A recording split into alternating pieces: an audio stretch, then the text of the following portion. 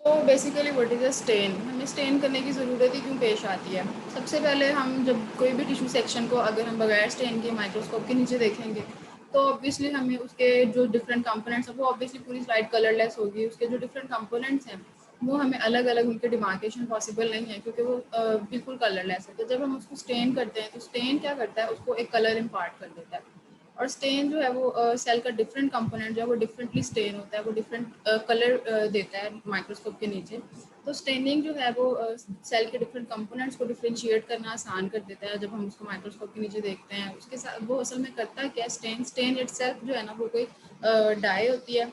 ठीक है, वो क्या करती है, सेल के किसी भी कंपोनेंट के साथ जाकर अटैच हो जाती है और उसके अंदर डिपॉजिट हो जाती है। ठीक है, तो हम ये कह सकते हैं कि जो स्टेन है वो एक मार्कर है, स्टेन इज अ मार्कर। या फिर स्टेन जो है वो कोई ऐसा रिएजेंट है जो हम मार्कर प्रोड्यूस करने के लिए यूज करते हैं। ठीक है, जैसे कि हम आगे पढ़ेंगे हेमाटॉक्सिलिन और यूसिन स्टेन्स हैं और वो जो है टिश्यू के डिफरेंट कंपोनेंट्स के साथ जाके जुड़ जाते हैं और फिर माइक्रोस्कोप के नीचे जब हम उनको देखते हैं तो हमें प्रोमिनेंट नजर आते हैं, यानी कि वो उनको मार्क कर देता है, वो हमें नजर आते हैं। ओके, जो हमारे पास स्टेन्स यूज़ होते हैं हिस्टोपैथोलॉजी लैब में, हमने उनको बेसिकली टू मेजर कैटेगरीज में डिवाइड किया हुआ है। First of all routine staining है हमारे पास, सेकंड क्लास है स्पेशल स्टेनिंग। रूटीन स्टेनिंग जो है बेसिकली हम रूटीनली यूज़ कर रहे होते हैं। हम जो हमारी लैब होती है उसमें जितने भी टिश्यू सेक्शंस आते हैं आप उनको एज अ स्टैंडर्ड प्रोटोकॉल उनको HNE यानी रूटीन स्टेनिंग उन पे कर देते होते हैं। ठीक है, स्पेशल स्टेनिंग हम उस वक्त करते हैं जब हम रूटीन स्टेनिंग हमें इनफ डिटेल ना दे रहा हो। ठीक है, तो हम स्पेशल स्टेनिंग करते हैं। और स्पेशल स्टेनिंग को स्पेशल स्टेनिंग इसीलिए कहते हैं क्योंकि वो सेल की किसी पर्टिकुलर किसी स्पेशल पार्ट को या कंपोनेंट को स्टेन करने के लिए यूज़ करते हैं। लाइक स्पेशल स्टेन की भी हमने फर्दर क्लासिफिकेशन की हुई है। लाइक कनेक्टिव टिश्यू कार्बोहाइड्रेट के लिए स्टेन्स अलग होते हैं, पिगमेंट्स एंड मिनरल्स के लिए अलग होते हैं, अमीलॉइड्स के लिए अलग, माइक्रोऑर्गेनिल्स के लिए अलग। ठीक है, आज हम रूटीन स्टेनिंग स्टार्ट करेंगे। रूटीन स्टेनिंग नेम से आपको पता चल रहा है, रूटीन स्टेनिंग जो है वो हिस्टोपैथोलॉजी लैब में रूटीनली यूज़ किया जाने वाला, वाइडली यूज़ किया जाने वाला स्टेनिंग प्रोटोकॉल है, स्टेनिंग मेथड है। ठीक है, इसमें हम दो स्टेन्स यूज़ करते हैं, हेमाटॉक्सिलिन एंड ईओसिन। ठीक है, इसकी इंपॉर्टेंस यही है कि बहुत ज़्यादा यूज़ मतलब क्योंकि सिंपल मेथड है। ठीक है, इतना ज़्यादा कॉस्टली भी नहीं है तो हम इसको मोस्टली जो है यही यही यूज़ की जाती है। और इसके अलावा ये जो स्टेनिंग प्रोसेस है सिंपल होने के साथ साथ इससे आप मतलब डायग्नोसिस भी अपना बना सकते हो टिश्यू सेक्शंस को देखते हुए। यानी ये इतनी डिटेल्स आपको प्रोवाइड कर देता है कि आप सेल आपस में किस तरह से ऑर्गेनाइज्ड हैं आप ये भी देख सकते हो, और एक सेल की मॉर्फोलॉजी क्या है, ठीक है, वो भी देख सकते हो। और अगर आप उसका नॉर्मल से कंपैरिजन कर लो तो आप उसकी एब्नॉर्मेलिटी भी देख सकते हो, तो जिसकी वजह से जो है ना डायग्नोसिस आप बना सकते हो। और अगर आपको फर्दर उसमें कोई एम्बिग्विटी नज़र आती है तो आप उसको स्पेशल स्टेन कर देते हो।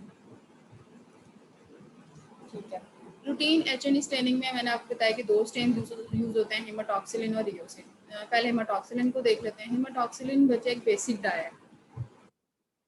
बेसिक डाई है तो इसका मतलब ये है कि ये सेल के एसिडिक कंपोनेंट्स के साथ जाकर बाइंड करेगी। एसिडिक कंपोनेंट्स सेल के कौन से होते हैं? Nucleic acids. नेम इंडिकेट करता है न्यूक्लिक एसिड एसिडिक कंपोनेंट्स होंगे, लाइक DNA RNA। ठीक है, DNA RNA तो न्यूक्लियस में होगा, वो न्यूक्लियस को स्टेन कर देगा। ये हेमाटॉक्सिलिन जो है वो न्यूक्लियस में जाके बाइंड कर देगी। और उसके अलावा हमारे पास कुछ ऑर्गेनेलिस भी होते हैं, राइबोसोम और एंडोप्लाज्मिक रेटिकुलम। इनके पास आपको पता है RNAs होते हैं। ठीक है, DNA से RNA बनने के बाद वो उनके पास ही जाता है राइबोसोम और RER के पास, वहाँ पर जाके उनकी प्रोटीन्स बनती है, ट्रांसलेशन होती है। तो इधर RNA जो है वो भी स्टेन हो जाता है। अच्छा, नेक्स्ट हम कहते हैं कि हेमाटॉक्सिलिन का बेसिकली ओरिजिन क्या है। हेमाटॉक्सिलिन जो है वो एक ट्री की लॉग रूट से एक्सट्रैक्ट की जाती है। ट्री का साइंटिफिक नेम हेमाटॉक्सिलिन कैम्पेशेनियम है। हेमाटॉक्सिलिन नाम से ही जो है ना ये स्टेन का नाम हेमाटॉक्सिलिन ओरिजिनेट करता है। ओके, अच्छा, ये जो हेमाटॉक्सिलिन हम कहते हैं कि हेमाटॉक्सिलिन एक डाई है, हेमाटॉक्सिलिन एक डाई, ये एक मिसनोमर है। हेमाटॉक्सिलिन इटसेल्फ एक डाई नहीं है। हेमाटॉक्सिलिन की हम ऑक्सीडेशन करवाते हैं। जब हम हेमाटॉक्सिलिन की ऑक्सीडेशन करवाते हैं तो उसका जो रिजल्ट हमें हीमेटिन प्रोड्यूस उसके एज अ रिजल्ट जो हीमेटिन प्रोड्यूस होती है, हीमेटिन जो है that is a stain, that is a dye. Haematoxylin itself tissue को स्टेन नहीं कर सकता, ये इंपॉर्टेंट बात है। हीमाटॉक्सिलिन स्टेन नहीं कर सकता। हीमाटॉक्सिलिन की जब हम ऑक्सीडेशन करवाते हैं या तो नेचुरली या केमिकल्स ऐड करके, तो हीमाटीन प्रोड्यूस होती है कि जो हीमेटिन प्रोड्यूस होती है that is a stand.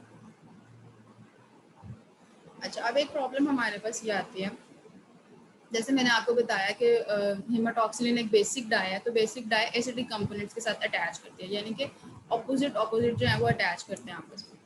But हीमाटीन जो है वो एनाइनिक नेचर की होती है। एनाइनिक मीन्स कि इस पर नेगेटिव चार्ज होता है। जब और इसके अलावा जिस टिश्यू के साथ या न्यूक्लिक एसिड के साथ जिसने बाइंड करना होता है जाके, वो उस पर भी नेगेटिव चार्ज होता है एनाइन। तो अब वो एक दूसरे के साथ कैसे बाइंड करेंगे? इस प्रॉब्लम को ओवरकम करने के लिए हम यूज़ करते हैं एक मॉर्डेंट। मॉर्डेंट क्या होता है बच्चों? मॉर्डेंट जो है वो ब्रिज के तौर पर एक्ट करता है। Mordant act as a bridge, एक पिक्चर में नेक्स्ट में दिखाया है, ये देखें। मॉर्डेंट जो है एक ब्रिज होता है टिश्यू और डाई के दरमियान में। डाई पे इटसेल्फ नेगेटिव चार्ज है, टिश्यू पर भी नेगेटिव चार्ज है। अब ये दोनों आपस में तो बाइंड नहीं कर सकते, तो जो हम मॉर्डेंट यूज़ करते हैं, mordant that is a cation, इस पर नेगेटिव इस पर सॉरी पॉजिटिव चार्ज होता है, ठीक है। अब ये जो पॉजिटिव चार्ज होता है इसकी वजह से इसके साथ डाई बाइंड कर जाती है, और ये as a bridging action as a bridge use करते हुए ये जो मॉर्डेंट है वो आगे टिश्यू से बाइंड कर जाता है।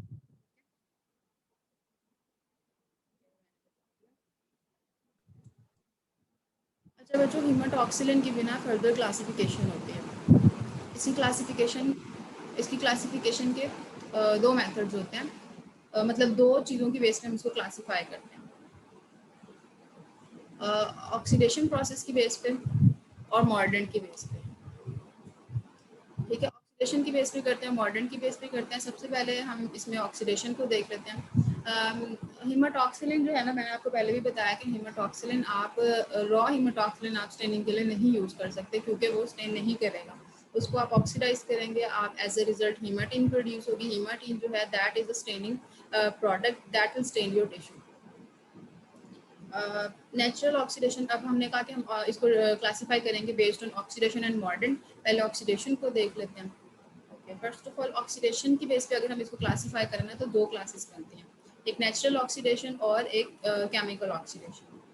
नेचुरल ऑक्सीडेशन में बच्चों क्या करते हैं, आपको पता है, कोई भी चीज़ अगर हम इन्वायरमेंट में छोड़ दें थोड़ी देर के लिए, तो वो क्या होती है, नेचुरली ऑक्सीडाइज होना शुरू हो जाती है।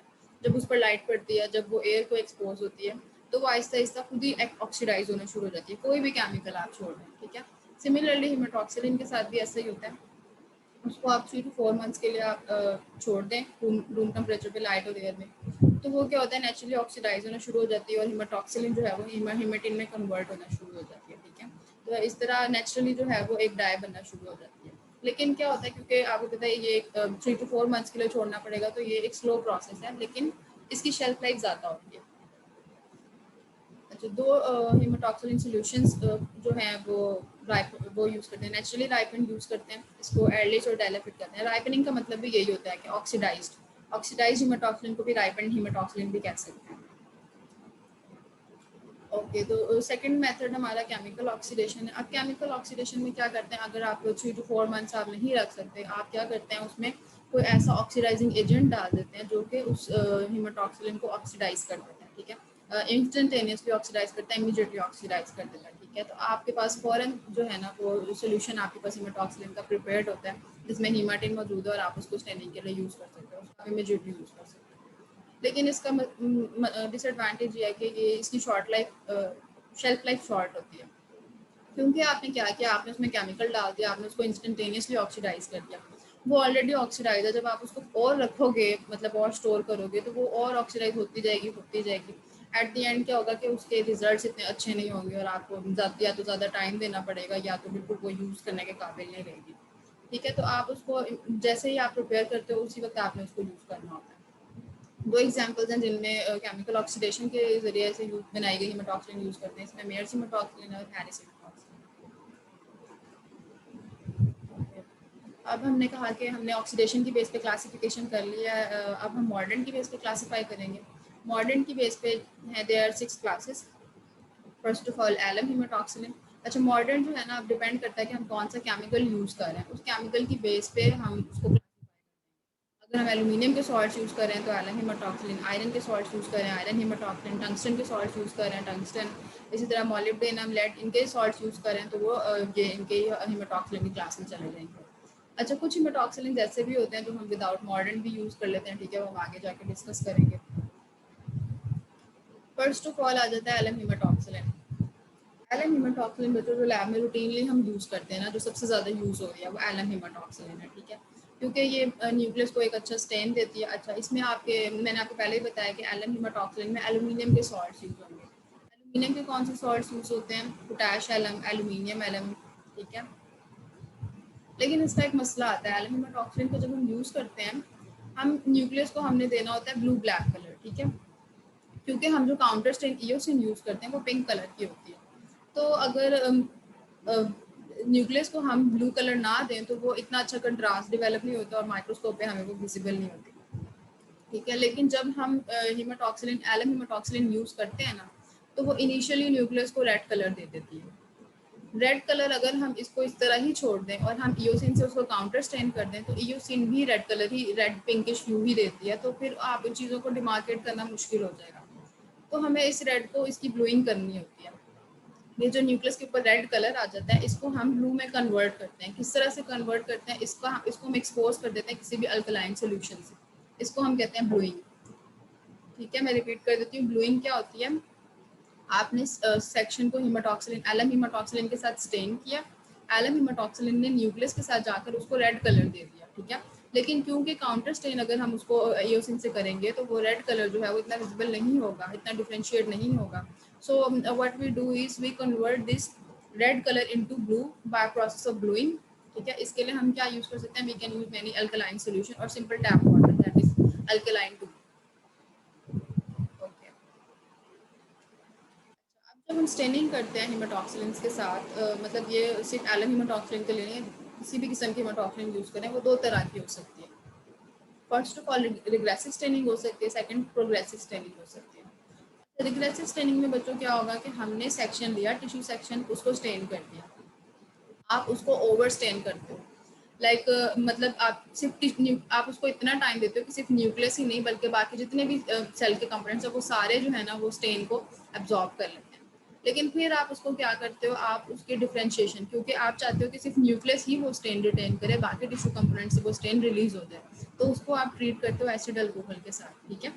एसिड अल्कोहल के साथ जब आप उसको ट्रीट करोगे तो वो जो न्यूक्लियस के अलावा जहाँ जहाँ भी स्टेन लगा हुआ था वो वहाँ से रिलीज हो जाएगा, ठीक है। और सिर्फ न्यूक्लियस के ऊपर स्टेन लगा रह जाएगा क्योंकि उसकी इंटरेक्शन एसिडिक बेसिडिक और एसिडिक और बेसिक और इसके अलावा केमिकल बॉन्डिंग की वजह से उसकी उसमें स्टेन रिटेन रहेगा और बाकी जो कंपोनेंट्स होंगे उनमें से स्टेन रिमूव हो जाएगा, ठीक है। इसमें आपको डिफ्रेंशिएशन की ज़रूरत पड़ती है, डिफ्रेंशिएशन वाला स्टेप आपको करना पड़ता है एसिड अल्कोहल की प्रेजेंस में, या आगे बताऊंगी कौन कौन से डिफ्रेंशिएटर्स यूज हो सकते हैं।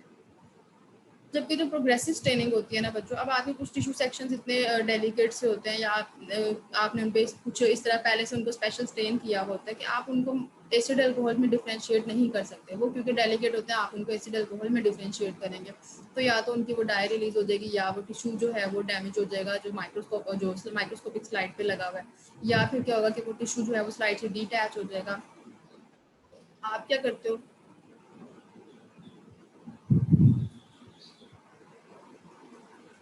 आप क्या करते हो कि आप उसको प्रोग्रेसिवली स्टेन करते हो। प्रोग्रेसिव स्टेनिंग में आप क्या करते हो कि जो टिश्यू है, प्रोग्रेसिव स्टेनिंग में आप क्या करते हो कि आप उसको इतने टाइम के लिए स्टेन में डिप करते हो कि सिर्फ उसका न्यूक्लियस यानी कि डीएनए आरएनए ही स्टेन हो, जो बाकी बैकग्राउंड है वो अनस्टेन रह जाए, ठीक है। उसको आप प्रीडिटरमिन्ड टाइम के लिए स्टेन करते हो और इतना ही स्टेन करते हो कि सिर्फ न्यूक्लियस स्टेन हो, बैकग्राउंड अनस्टेन हो। जब आप इस तरह से करोगे तो ऑब्वियसली आपको आगे डिफरेंशिएशन वाले स्टेप की ज़रूरत ही नहीं पड़ेगी क्योंकि स्टेन गया ही बिल्कुल स्पेसिफिकली न्यूक्लियस के पास है, वो बैकग्राउंड में गया ही नहीं है, तो हमें डिफरेंशिएशन की ज़रूरत ही नहीं है, ठीक है। मैं रिपीट कर देती हूँ। दो वेज हैं जिनमें हम स्टेनिंग करते हैं। First of all is regressive staining and the second one is progressive staining. In regressive staining the sections are overstained and then हम उसकी क्या करते हैं? डिफरेंशिएशन करते हैं। डिफरेंशिएशन इसलिए करते हैं ताकि सिर्फ न्यूक्लियस के पास वो स्टेन रिटेन हुआ हुआ रह जाए, बाकी जो कंपोनेंट्स हैं उनमें से स्टेन रिलीज हो जाए। और फिर हम करते हैं progressive staining second. Progressive staining में हम क्या करते हैं? सेक्शंस को सिर्फ उतने ही टाइम के लिए स्टेन करते हैं जितने में स्टेन न्यूक्लियस में रिटेन हो जाए, न्यूक्लियर कंपोनेंट्स में, बाकी जो बैकग्राउंड है वो अनस्टेन ही रहता है, ठीक है। उतने में हम उसको स्टेन से रिमूव कर देते हैं।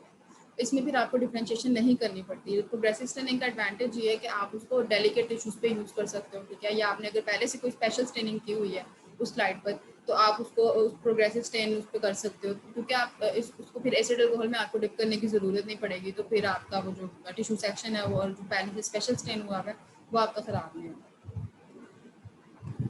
Okay, what is differentiation? Differentiation मैंने आपको पहले पिछली स्लाइड में बताया है कि वो एक्सेस स्टेन जो स्लाइड पर या टिश्यू बैकग्राउंड में जो लगा हुआ होता है वो जो है रिटेन हो जाता है, सिर्फ न्यूक्लियस के ऊपर जो है वो टिश्यू लगा रह जाता है, न्यूक्लियस के ऊपर स्टेन जो है लगा रह जाता है। डिफरेंशिएशन के लिए आप डिफरेंट कम्बिनेशन यूज़ कर सकते हो एसिड अल्कोहल के। रूटीनली जो हम यूज़ करते हैं वो HCl और अल्कोहल यूज़ करते हैं, लेकिन क्योंकि HCl आपको पता है एक स्ट्रॉन्ग एसिड है तो उसको कंट्रोल करना मुश्किल होता है, और आप मतलब उसका टाइम कंट्रोल करना मुश्किल होता है कि कितने टाइम के लिए उसमें डिप करना है, और फिर उसको न्यूक्लियर स्टेनिंग जो है उसमें लाइट हो जाती है क्योंकि HCl एक स्ट्रॉन्ग एसिड है। तो हम क्या करते हैं, कोई वीक एसिड यूज़ कर लेते हैं like acetic acid. Acetic acid 5 to 10% use करते हैं, उसको मिक्स करते हैं 75 to 90% अल्कोहल में। वो क्या करता है, क्योंकि एसिटिक एसिड एक वीक एसिड है तो हम उसको ज़्यादा कंट्रोल कर सकते हैं, उस पर कंट्रोल हमारा बेटर होता है, तो वो इतना ज़्यादा न्यूक्लियर स्टेन को भी नहीं इधर उधर करता, मतलब न्यूक्लियर स्टेन जो है हमारा वो अच्छा प्रॉपर प्रिसाइज रहता है, और इसके अलावा जो एक्सेस स्टेन होता है बैकग्राउंड में वो रिलीज हो जाता है। ब्लोइंग भी मैंने आपको बताया था कि डिफरेंशिएट, जब आप हिमाटॉक्सिलिन में उसको डिप करते हो, हिमाटॉक्सिलिन जो है वो रेड कलर देती है इनिशियली, उस रेड कलर को ब्लू में कन्वर्ट करने के लिए हम उसको किसी अल्कली से गुजारते हैं, दैट इज ब्लोइंग। ब्लोइंग का प्रिंसिपल आगे इन्होंने ये बताया है कि एलम जो है वो आप एलम हिमाटॉक्सिलिन में जब एलम जो है वो आपकी मॉडर्न के तौर पर एक्ट भी करती है, लेकिन वो आपके न्यूक्लियस को रेड स्टेन देती है, उसको ब्लू में कन्वर्ट करना होता है। रेड स्टेन जो है वो आपका सॉल्युबल होता है, जो ब्लू होता है वो इनसॉल्युबल होता है, ठीक है, तो वो रिटेन्ड रहता है उसके अंदर। ब्लूइंग के लिए आप सॉल्यूशंस कौन कौन से यूज़ कर सकते हो सिंपली, और जो आपको चीप पड़ता है वो टैप वाटर है, आप टैप वाटर के नीचे स्लाइड्स को रख दो और वो ब्लूइंग हो जाती है। तो अगर आप टैप वाटर नहीं यूज़ करना चाहते तो आप scotch tap water substitute use कर सकते हो, ठीक है। अच्छा, इसके अलावा कुछ केमिकल्स भी यूज़ होते हैं, लिथियम कार्बोनेट और अमोनिया। लिथियम कार्बोनेट का डिसएडवांटेज ये है कि लिथियम कार्बोनेट जो है वो स्लाइड के ऊपर क्रिस्टल्स बना देती है, डिपॉजिट्स बना देती है, तो वो माइक्रोस्कोप करते हुए कुछ ज़्यादा अच्छा इंप्रेशन नहीं होता और वो थोड़ा डिस्ट्रैक्टिंग होता है। तो लिथियम कार्बोनेट का बस एक ये डिसएडवांटेज है कि आप जो है ना वो क्रिस्टल डिपॉजिट्स बन जाते हैं स्लाइड पर, जो कि इतना अच्छा इंप्रेशन नहीं देता। और जो अमोनिया हम यूज़ करते हैं, अमोनिया क्योंकि आपको पता है एक हार्ड केमिकल है, तो टिश्यू को जब अमोनिया से एक्सपोज कराते हैं तो क्या होता है कि अगर कोई डेलिकेट टिश्यू है तो वो जो है उसको डैमेज करेगा, और उसके अलावा अगर आपका सेक्शन जो स्लाइड के ऊपर लगा हुआ है उसके भी उतरने के चांसेस हैं, ठीक है। 4 मैंने आपको बताया, alkaline solutions, tap water, scotch tap water, lithium carbonate और अमोनिया।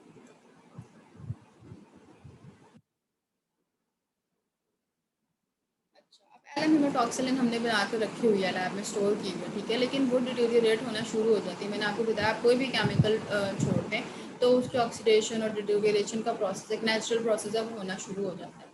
जब भी कोई भी स्टेन, सिर्फ ये एलम हिमाटॉक्सिलिन के लिए नहीं, अगर कोई भी स्टेन आप उसको लैब में स्टोर कर दें तो उसके अंदर आप देखेंगे कुछ अर्से के बाद प्रेसिपिटेट्स बनना शुरू हो जाएंगे, ठीक है। तो वो जो प्रेसिपिटेट्स बनते हैं ना, वो इस चीज़ को इंडिकेट करते हैं कि आपका जो स्टेन है वो पुराना हो चुका है, ठीक है। तो आप उसको अब अगर आपने उसको यूज़ करना है तो फिर आप उसको पहले फ़िल्टर करेंगे, और आप जब उसको सेक्शंस पर अप्लाई करेंगे उस स्टेन को, तो आपने उसका टाइम इंक्रीज़ करना है, क्योंकि ऑब्वियसली वो पुराना हो गया, उसको अपना एक्शन परफॉर्म करने के लिए ज़्यादा टाइम चाहिए, ठीक है।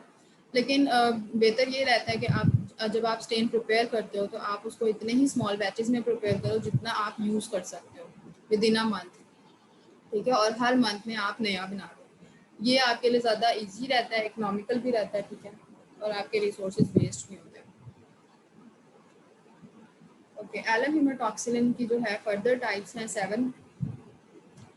फर्स्ट ऑफ ऑल आ जाती है एलिश हिमाटॉक्सिलिन। एलिश हिमाटॉक्सिलिन जो है वो नेचुरली राइपेंड है, ठीक है। अगर हम इसको ऑक्सीडेशन की बेस पे क्लासीफाई करें तो ये नेचुरल ऑक्सीडेशन से बनने वाला हिमाटॉक्सिलिन। इसकी एग्जांपल हमने नेचुरल ऑक्सीडेशन वाले में इसकी एग्जांपल पढ़ी थी।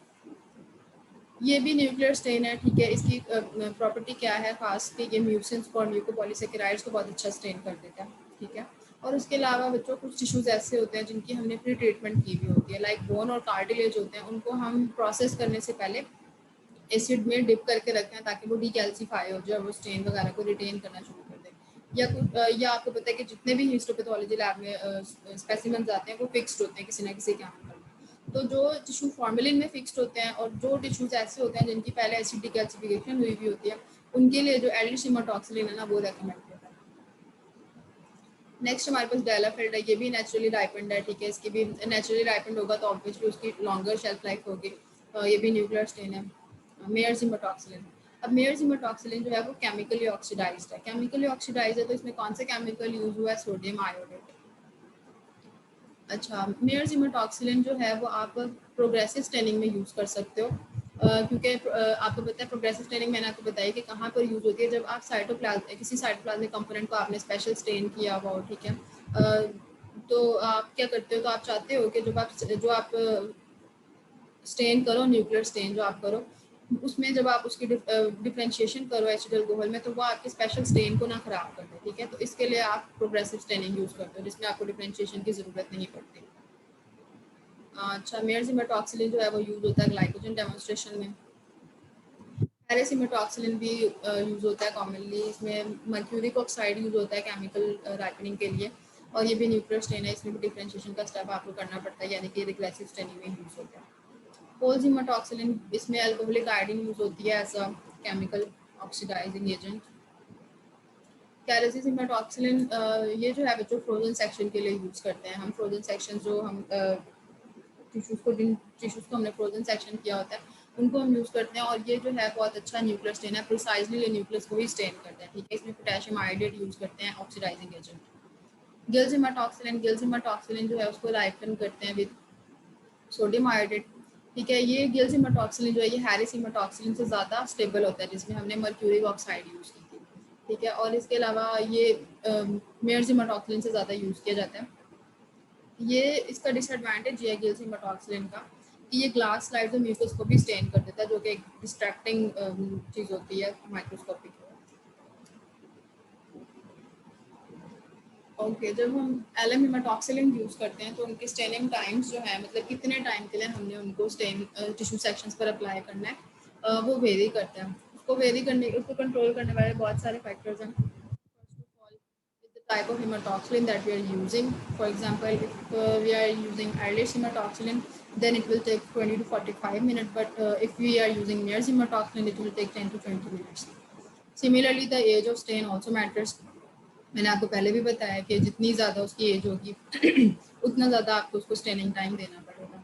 Intensity of the use of the stand, अब आप कितना इंटेंस यूज़ करना चाहते हो स्टेन, आप कितना चाहते हो कि कितना इंटेंस कलर आए, तो आपको फिर उसको उतना ही ज़्यादा स्टेन देना पड़ेगा, उतना ज़्यादा टाइम देना पड़ेगा। अच्छा, अब आदत है कि आप उसको यूज़ किस तरह से करें। मैंने आपको बताया कि दो मेथड है यूज़ करने के, प्रोग्रेसिव और रिग्रेसिव।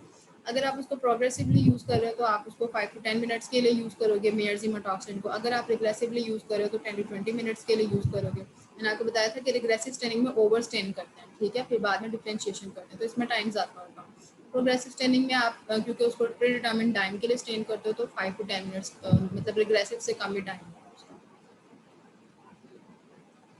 अच्छा, अगर हमने टिश्यू सेक्शंस को प्री स्टेन किया हुआ है, प्री ट्रीटमेंट उनकी हुई हुई है, फॉर एग्जांपल मैंने आपको बताया कि एसिड डीकैल्सिफिकेशन हुई हुई है बोन या कार्टिलेज की, या फिर आपने उसको किसी फिक्सेटिव में फिक्स किया हुआ है, ठीक है, तो फिर आपने उनका टाइम जो है वो उसके अकॉर्डिंगली वेरी करेगा, ठीक है। लाइक एसिड डिकैल्सिफाइंग एजेंट सोल्यूशन में जो पड़े हुए होंगे टिश्यू, उनका टाइम अलग होगा, और जो टिश्यू एसिड डिकैल्सिफाइंग सोल्यूशन में नहीं होते, जो एज इट इज फिक्स हुए हुए हमारे पास आते हैं, उनका टाइम अलग होगा, ठीक है। और डिफरेंट फिक्सेटिव्स के लिए अलग अलग टाइम होगा। लाइक अल्कोहल फिक्स्ड सोल्यूशन है तो उसके लिए हम अलग टाइम के लिए उसको स्टेन करेंगे, अगर फॉर्मेलिन फिक्स्ड है तो उसको हम अलग टाइम के लिए यूज़ करेंगे। अच्छा, प्री ट्रीटमेंट के अलावा एक और बात आती है पोस्ट ट्रीटमेंट, कि अगर आपने सेक्शन को HNE से स्टेन तो कर लिया, लेकिन आपने उसको फर्दर स्टेन करना है, ठीक है, फर्दर कोई स्पेशल स्टेन आपने यूज़ करना है, तो फिर वो इस पे भी डिपेंड करता है कि अगर आपने फर्दर आगे कोई स्पेशल स्टेन यूज़ करना है तो उसके लिए आप उसको कितना टाइम दोगे पहले HNE को, और उसके बाद आप उस पर स्पेशल स्टेन अप्लाई करोगे, ताकि हमारे पास एक अच्छा कंट्रास्ट आ सके, ठीक है। हर लैब की अपनी पर्सनल प्रेफरेंस भी होती है, हर लैब का अपना SOP फॉलो हो रहा होता है, उसको फॉलो भी कर सकते हो। अच्छा, जनरल रूल हमारे पास क्या है कि जब जितना डेलिकेट टिश्यू होगा, ठीक है, तो आप उसको उतना कम टाइम दोगे। जितना ज़्यादा आपने टिश्यू को प्री ट्रीट किया हुआ होगा हार्ट से हार्ट एसिड्स में, हार्ट सॉल्यूशंस में, तो आपने उसको उतना ज़्यादा टाइम देना है। लाइक फ्रोजन सेक्शंस जो है वो हमारे पास बहुत डेलिकेट होते हैं, उनको हम कम टाइम देंगे, लेकिन जो डीकैल्सिफाइड टिश्यूज़ होंगे या फिर हमने किसी टिश्यू को नॉन बफर्ड फॉर्मेलिन में या किसी फिक्सेटिव में फिक्स किया हुआ है, तो उसके लिए हमें टाइम जो है वो ज़्यादा देना पड़ेगा, ठीक है। ये 8 फैक्टर्स हैं। पहला फैक्टर था टाइप ऑफ हेमाटॉक्सिलिन कि आप कौन सी हेमाटॉक्सिलिन यूज करते हो। The second was the age of the stain, the third was intensity of the use कि आपको कितना इंटेंस कलर चाहिए।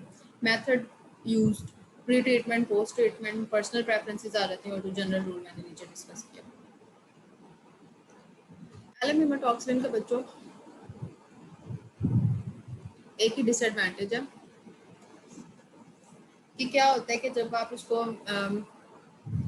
आपने एलएम हेमाटॉक्सिलिन अप्लाई कर दी है, ठीक है, आप अगर फर्दर उस सेक्शन को स्पेशल स्टेन यूज़ करते हो, ठीक है, और स्पेशल स्टेन के अंदर आपको कोई एसिड यूज़ करना पड़ जाए तो आपका जो पहले से हेमाटॉक्सिलिन लगी हुई है स्लाइड पर वो जो है वो डिस्टर्ब होती है, वो जो है फिर इतनी अच्छी प्रोमिनेंट नहीं होती, इतने अच्छे उसमें न्यूक्लियस अगर हेमाटॉक्सिलिन से स्टेन हुए तो वो इतने अच्छे डिफ्रेंशिएट नहीं होते, ठीक है। क्या डिसएडवांटेज है इसका कि जब आप उसको नेक्स्ट हेमाटॉक्सिन और यूसिन स्टेन करने के बाद आप उसको क्या करते हो, आपको ज़रूरत पड़ती है, आप उसको स्लाइड पे देखते हो, आप कहते हो कि नहीं इसको फर्दर इस तरह से स्पेशल स्टेन करना चाहिए, हमें इसमें ये डाउट है।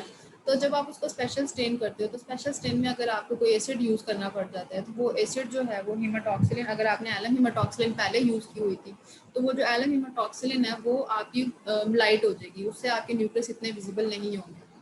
तो इसीलिए उसको अल्टरनेटिव आयरन मॉडरेटेड हेमाटॉक्सिलिन है जो कि हम आगे पढ़ेंगे। आयरन मॉडरेटेड हेमाटॉक्सिलिन यूज़ करते हैं जो कि एज इट इज़ रहती है, उस पर एसिड्स का इतना ज़्यादा इफेक्ट नहीं होता, ठीक है।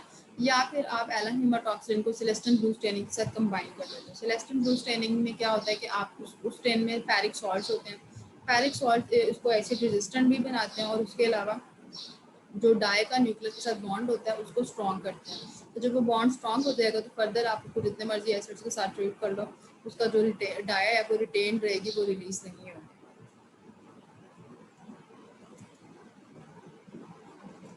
मेरे ख्याल से इतना काफ़ी है आज के लिए।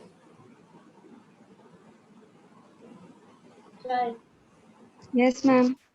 Yes ma'am. अच्छा, अटेंडेंस अटेंडेंस किस तरह देते हो?